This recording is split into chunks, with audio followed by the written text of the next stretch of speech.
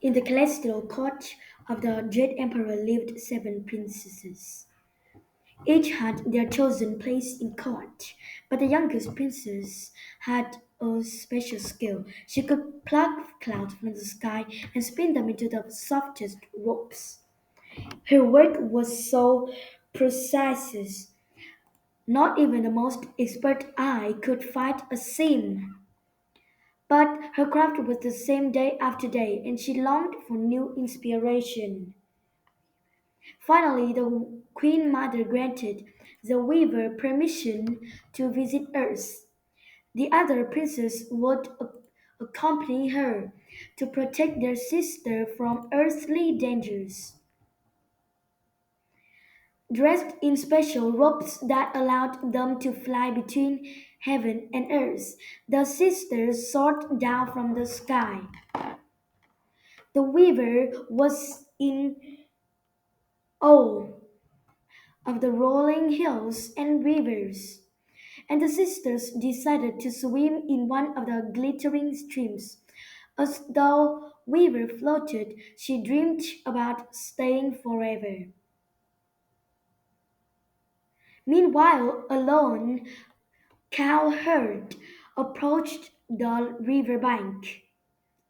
He came here often to sweep his parents' grave and speak with his only companion, a stoic bull who listened patiently to the cowherd's sorrows. But upon seeing the weaver's beauty, the cowherd forgot his routine. While he longed to introduce himself, his lonely lifestyle had made him timid.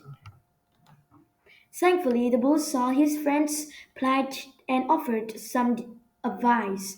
He told the coward of the swimmer's celestial origins and of her dream to stay on Earth, but also that she could only remain if she lost her ticket back to heaven. As the coward approached, the princesses flew away in flight, leaving their dreaming sister behind. While keeping her magic ropes hidden, the coward offered his own garment as a substitute, and after gaining her trust, the pair began exploring the countryside. She was struck by his caring nature, and he learned to see the world's wonder through her eyes. Before long, the two had fallen deeply in love. The weaver, the weaver and the cowherd built a prosperous life. The farm flourished, and the weaver taught her skills to local villagers.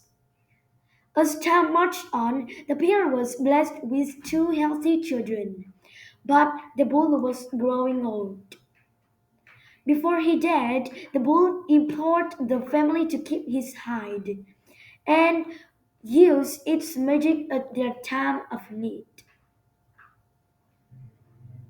While the husband grieved for his friend, the weaver's might turned to her other family.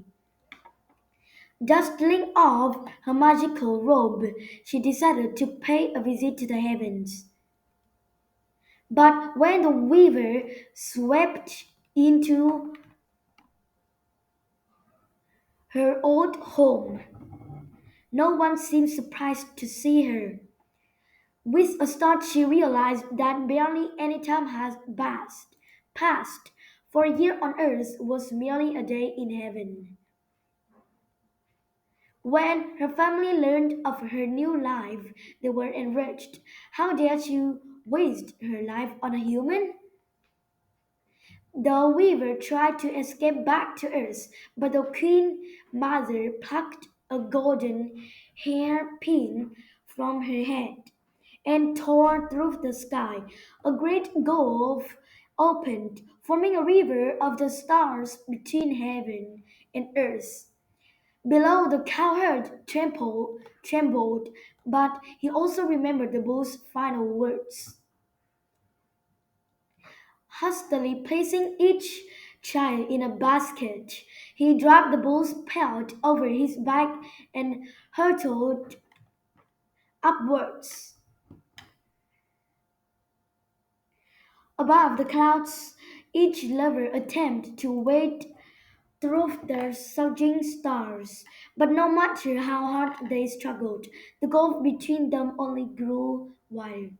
Day after day, the Queen Mother watched without pity.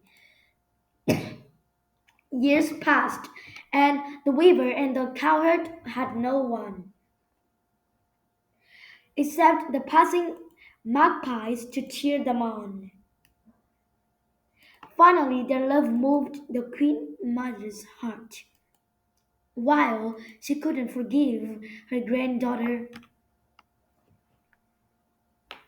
entirely, the Queen Mother would allow the weaver to meet her earthly family once a year. And so, in late summer, the magpies formed a bridge across the Milky Way, reuniting the weaver and the cowherd. At this time of year, millions of people in the Southeast Asian countries tell similar tales of these star-crossed lovers celebrating their annual reunion.